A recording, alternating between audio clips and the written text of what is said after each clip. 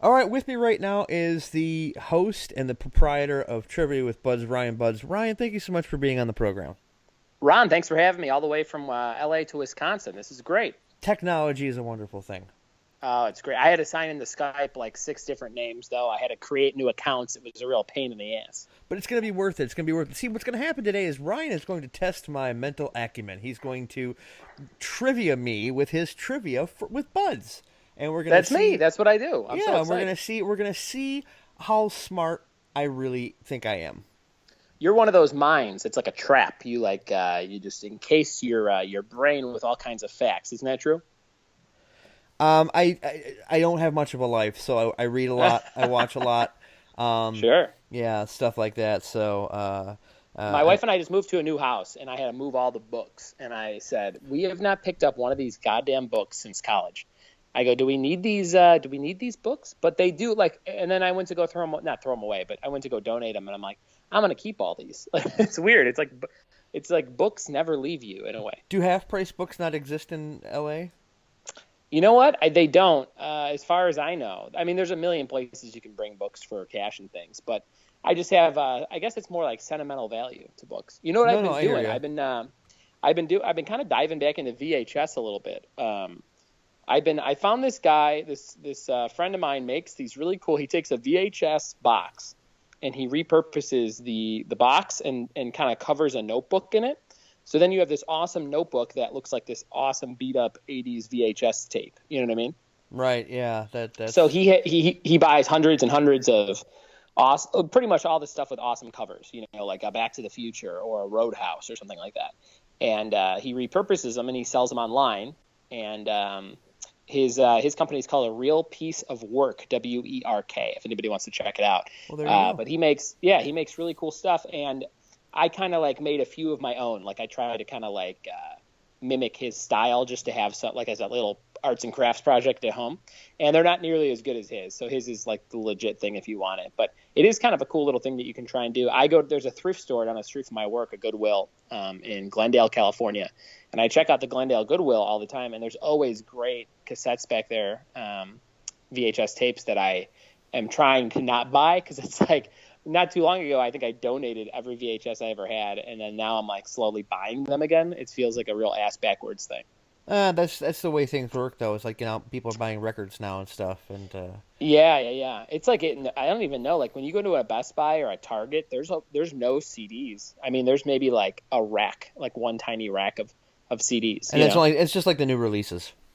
Yeah, and yeah, the very best selling stuff. But if you want like a anything, I usually just buy the vinyl if I'm going to buy. Like I just bought Chris Stapleton. He's a country artist, and I really like him. And he had a new album out last Friday, so I bought it on Amazon. It's $20. It comes with the awesome vinyl, and it comes with the download on Yeah, Amazon that's on the Amazon Music, which is what I use anyway. So it's pretty sweet. it's But yeah, win-win. win-win. But that retro stuff is very interesting to me. I'm actually kind of shopping because I have all these VHS tapes now of these classic movies, and I'm like, if I'm going to cut up all these covers, I'm like, these tapes are just going to sit here. So I'm like, what if I got a little TV VCR combo for like 10 or $20 at like a Goodwill or something, and then I kind of set that up, and then like set up in the kitchen or by the grill in my backyard, or we have this hot tub. I'm like, what if I put that by the hot tub? And it's like when I'm in the hot tub, I always watch a classic movie or something like that. You There know what you I mean? go. Casablanca and intense heat on your balls. It always goes. Yeah, It there goes you go. together There you go. like ranch and Fritos. I gotta lower this sperm count. I'm having too many kids. There. I got another kid. I got another kid coming on the way in November. Well, My second kid. congratulations. Thanks a lot. That's great to hear. Yeah, I'm very. every kid I have to start about 15 new trivia nights. So it's a little bit of a Well, then balancing let's get act. the word out about your trivia, sir. So let's There you let's go. let's start this off here. Let's see what I have. Come on, lay it on me, sir. What's the All first right. So question? what I have for you is like a cornucopia, just like a grab bag of Okay. questions that are floating around my head. So when people as a comedian go like, tell me a joke, and you're like, it's not going to work because you can't really do a joke one Right. on one. It's kind of stupid. But when people go, oh, you're a trivia host, tell me a trivia question, it's like it's a lot easier because it's just so cut and dry. So I have a lot of stuff floating around my head. Let's just see what kind of comes out and see what you know. How's that? It works for me. All right. My first question for you, sir. Are you a player of chess? Do you play chess? I've been known. I took a chess class in high school. Ooh, this question might be just for you, Ron. Your first question of this call is how many squares are on a chessboard? How many spaces? That's a good question. Mm-hmm. I asked Um, this one this week at my some of my live nights out here in LA. oh man. I I'm would say thinking. about half. I would say about half the teams got it right all week long, if I had to estimate. Well, I mean, it's got to be an even number, I'd think. That's Because true. there's the black and the white and the red all over. I'm trying to think. Oh man. I'm trying to do the math. I'm trying to like look at the board in my head. And I Sure. know, and now, folks, we have this luxury of doing it where I can sit here and rack my brain. If in Sure. actual trivia, you only get how long? Well, it's I usually repeat the question in a live event 3 times, so you have like a minute and a half before I move on to the next question, and then you could take longer than that. Right, But right. if we were playing on my podcast right now, my trivia podcast, I usually limit it to I don't know, under 30 seconds or so. Right. Okay. This guy's searching for an answer, I'm like thinking. searching for Bobby Fischer. Oh, hey, oh. 60. You're so close. It was 64. Ah, fuck. It's an 8 by 8 square board. Well done. You were pretty close. I'll give you like a half point there. Nice job, Ron. Oh, well, thank you. There you go. My next question is about The Simpsons. Are you a Simpsons fan? I am. Oh, let's see if you know this one. This is about one of the last names of a side character on The Simpsons. What is Barney's last name on The Simpsons? Barney. Gumbo. It is Gumbel. Well done. There you go, sir. Your first official point of this little challenge for you. I think I can get up to about 10 questions for you. Let's see Okay. if I can think of some more for you. So here's question number 3. Brandon Boyd is the lead singer Incubus. of what band? Oh, he got it before I even finished it. Well done. Are you an Incubus fan? The other older stuff. Pardon me. Ah, Yeah, see him. Yeah, I'm a big fan. I saw him live. I was dating a girl in high school that broke up with me a week before prom. She was the first girl I was like in love with. Oh, that sucks. And I had bought her tickets to see Incubus at the All-State Arena in Rosemont, Illinois. And so she broke up with me, went to prom by myself, and about 2 weeks into the summer was the concert. So I was a senior, going into college, and she hit me up. I didn't talk to her, for whatever period that was. And then like a couple days before the concert, she's like, "Hey, so you still going to that concert?" And I was like, "I'm not taking you to this to the Incubus concert. You broke my heart, woman." So I found this other girl and I took her instead to spite the first girl. And we stood at the concert like arm in arm, like embraced like a couple watching a fireworks show, I guess you would imagine, maybe like an old married couple. And we watched Incubus perform, and I think we made out a few times. It was very, very strange, and that was the last time I ever saw that girl. But it was in Rosemont, Illinois. Oh, hey, the Rosemont Horizon. I remember that place. Yeah, that was a cooler name, the Rosemont Horizon. Before, now it's All-State Arena.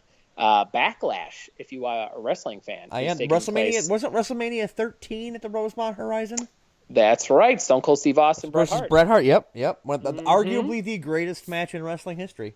Yeah, that's a really good match. And this Sunday is Backlash, where the main event is Randy Orton versus Jinder Mahal, yes. which is insane. Jinder Mahal was a almost like a running joke. Like when he would even be anywhere near a live TV taping, you're like, oh, what are they doing with this guy? And then somehow they were like, let's make this guy a main eventer. Well, Which I mean, I don't know. I like the mentality of taking somebody.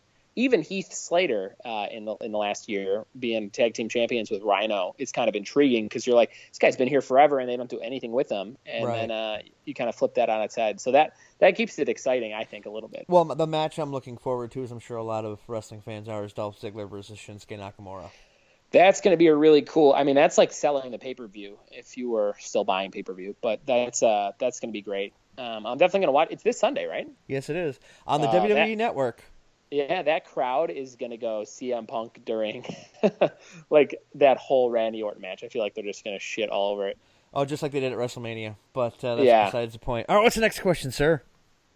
let's go with wrestling. How about Okay, that? works You're a for me. wrestling fan, I am. okay? I'm gonna ask you a wrestling question, and the question is, what pay-per-view did the Undertaker debut at in 1990? The Survivor Series. Oh, you're right about that, Mr. Purty. It is the Survivor Series, 1990. He was valeted in by who? Do you remember? Brother Love. Brother Love, but also whose team was he a member of? $1 Million Man. Ron, it's almost like I don't even have to ask you these questions. You're running your own show here. I like my wrestling. I like my wrestling.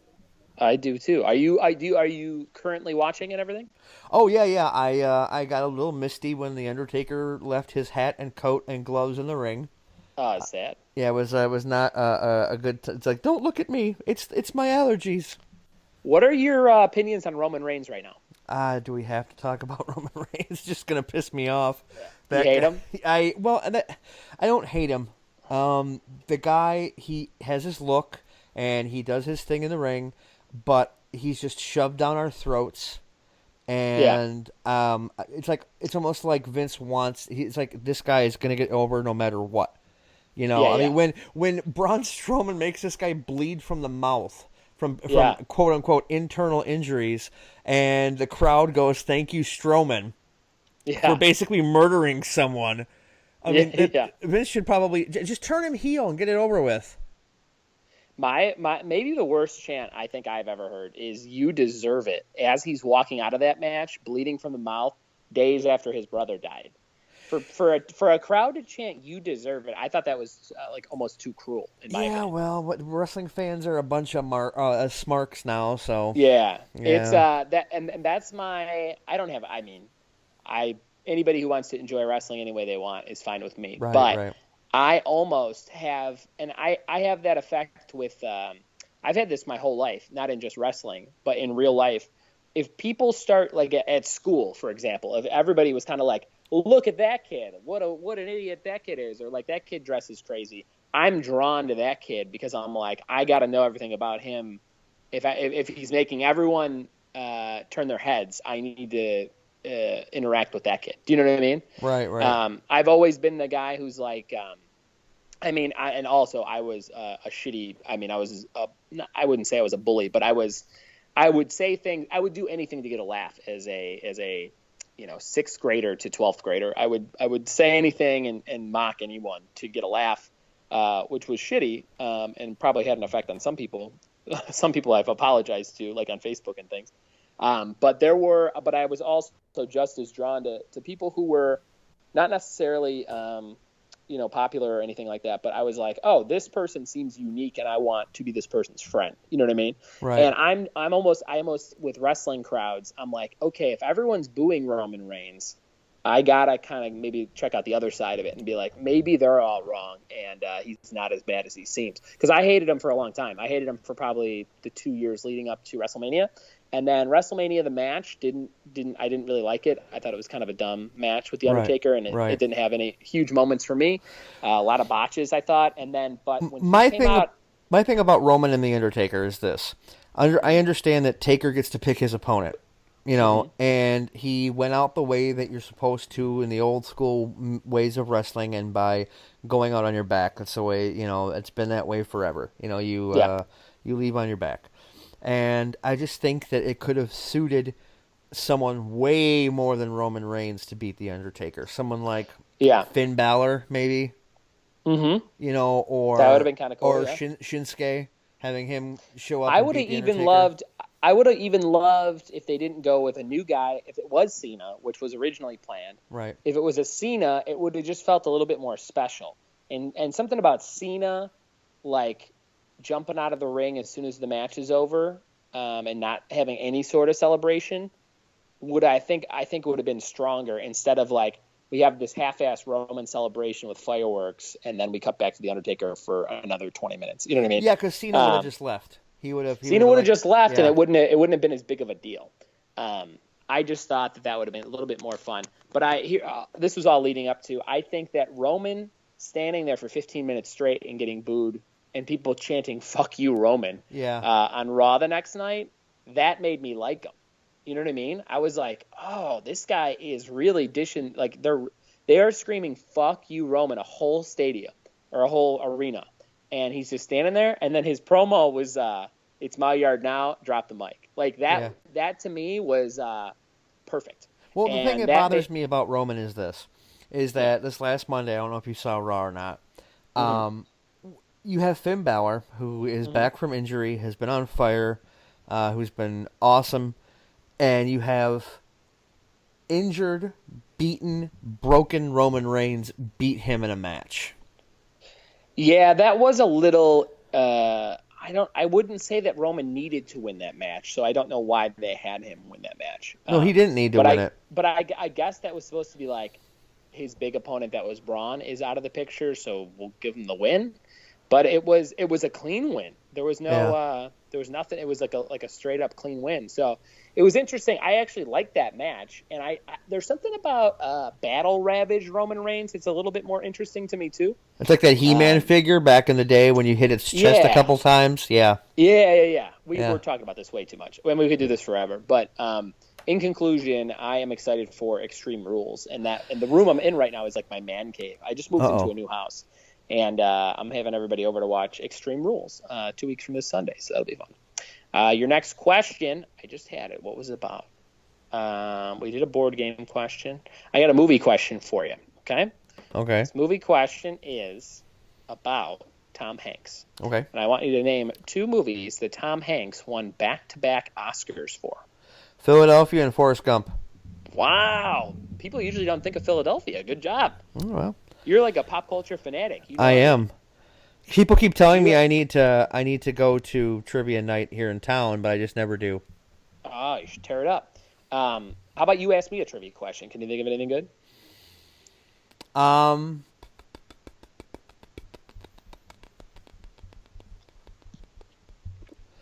Oh boy, let me see here. I have a geography question for you that I think is tough, and if you get it, I'll be really impressed. Oh, well, lay the geography question on me, and then I'll see if I can come up with.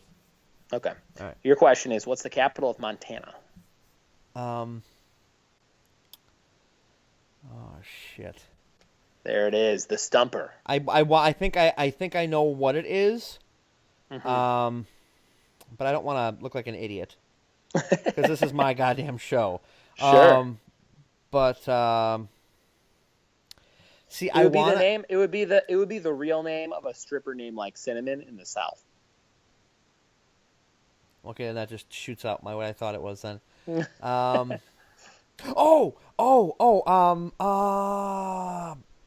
know what? I can't believe I'm going to say this, but Tim Burton helped me with this question. Okay. Because the answer is Helena. Wow. You know Helena what? Bonham Carter? Yes, Tim that's Burton? 100% correct. And actually, I was not even thinking of the right capital. Were you thinking When Billings? you said that- no, I was thinking Cheyenne, which is Wyoming. Oh, well, either way. Helena would be like... I said Montana, right? Or did I say you said Wyoming? Montana. You said Montana. Oh, I in my head was thinking. I would have. That's the thing is, I would have Because known Cheyenne. I was though. thinking Cheyenne. I would have known that Cheyenne though interesting. because I've been watching Deadwood a lot lately, and they keep talking about Bill Hickok and Cheyenne and blah blah blah. Yeah. R.I.P. Powers Booth. Yes, exactly. So how are they going to do that movie with no Cy Tolliver? I don't know, but he was so great. I just He's watched great in everything. When Bill Paxton died. I made my wife watch Frailty. She had never seen it. It's on Netflix, and great movie. Still holds up. Super original. Great acting, and really short. I think it's less than 90 minutes. Oh, that's such a good movie. Have you seen it? I don't. I see so many movies. I have. It's directed by Bill Paxton, and it's where he plays a dad who has to murder demons. with Oh an yes, axe. yes. Frailty. Yes. Yeah, great movie, and Matthew McConaughey's in it. It's just a really well done movie. R.I.P. Bill Paxton. But yeah, just watch that. R.I.P. Bill Paxton. R.I.P. Everybody. Everyone's Game dying. over, man. Game over. Chris Cornell, the mother of Bollywood. I just saw today. I don't know her name, but she's like the. We probably couldn't pronounce it anyway, so we'll just stick with the mother of Bollywood. Well, it was mother of Bollywood. Yeah. Yes. Roger All right, Ailes died, but nobody cared. But It's crazy. yeah. I got a couple more minutes for you, so let's do like maybe one or two more questions. Okay. Your next question is about a board game again. Okay. And your question is about Scrabble. Are you a Scrabble player? Yes and no. If you're playing Scrabble, how many points is the H worth? You lay down a word like shove or haven or hiccup, and how many points are you getting for that H? I know it's a couple of points. I know that much. It is. It's a few. Shit. Well, I know it's not too much because like a Z or a Q would be big numbers. Mm-hmm. Like I'm just gonna guess because that's Okay. sometimes you just have to. Let's do it. 3. 4. It's 4 points. I was close. Very close. Very close. Very close. Your last question for me on this little segment is about beer. You're a big beer drinker, right? No, actually, I have 11 years sober. Are you? Yeah. Oh, well, you're just talking about beer before you hit record. So yeah, well, I know. I mean, I know the stuff. I'm familiar Sure. with it. I'm in Wisconsin. I kind of have to be. Do you smoke pot? I've never smoked pot in my life. Oh, okay. You're super sober then. There you go. Well done. I have adopted the CM Punk lifestyle. Yes. Does that mean no ladies or fellas as well? No, the ladies and or fellas, I guess. I don't know, but that I didn't adopt that part. I see. Okay. No drugs, no drinking, no smoking. Gotcha. Yeah. Straight edge is true. Straight edge is no sex too, though, isn't it? I think so. I don't. I guess I'm not Sure. true. Yeah, I didn't listen to Fugazi when they were super popular in DC, so I would know. All right. Here's your last question. It's about beer. Let's see if you can still get it as a sober guy. Okay. And your question is, what beer has 19 different varieties? And your hint is, it is dark.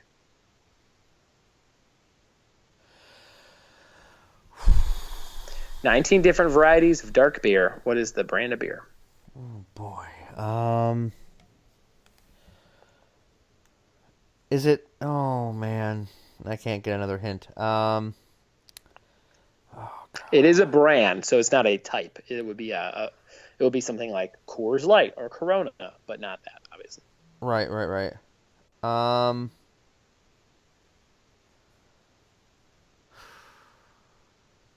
He's thinking it over.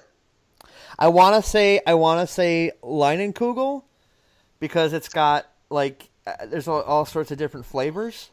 Sure, that's not a bad guess, and you're a Wisconsin guy where they make Leinenkugels. Yeah. The answer is Guinness. Yeah. See, even when I did drink, I didn't drink Guinness because I wasn't a fan of motor oil. And plus I'm mainly Polish and German, so I would have to go with the stuff that actually put hair on your balls. I didn't have a Guinness until I was probably 30, and I'm 31. I had one for the very first time like a year or two ago. And how'd that go for you?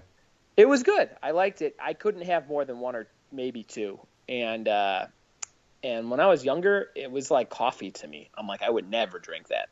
And I think I will die before I enjoy a cup of coffee. I don't think it's ever going to happen.